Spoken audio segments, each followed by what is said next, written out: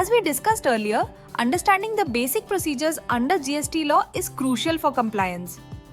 Once you have assessed whether your supplies fall under the definition of supply, classification of supply is essential as it affects taxability and valuation. In this video, we are going to understand the different types of supplies and its classifications. Now let us understand the classification of supply under GST. The first concept is composite supply. A composite supply occurs when two or more taxable supplies of goods or services are naturally bundled together and supplied in conjunction with each other in the ordinary course of business. In such cases, one supply becomes the principal supply. For example, when goods are packed, transported, and insured together. The entire transaction is treated as a composite supply where the principal supply is the supply of goods. The tax treatment of the entire transaction follows the tax rate applicable to the principal supply. Next is mixed supply. A mixed supply refers to two or more individual supplies of goods or services provided together for a single price, but these supplies are not naturally bundled.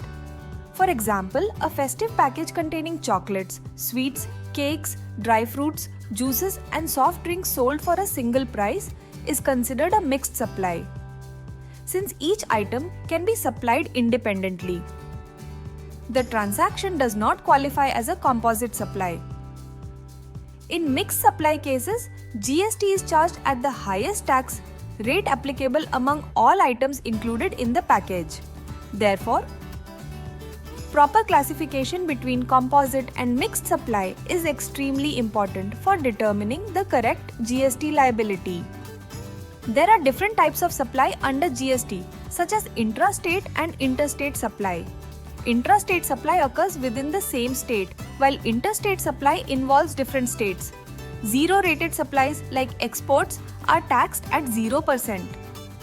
Understanding these types helps in applying the correct tax rates and claiming refunds where applicable.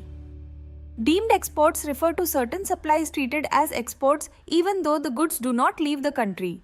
These include supplies to export-oriented units or under specific authorizations. Notification of 48/2017 outlines the goods considered as deemed exports, ensuring clarity in tax treatment. Let us conclude with a summary of supply classification based on place of supply.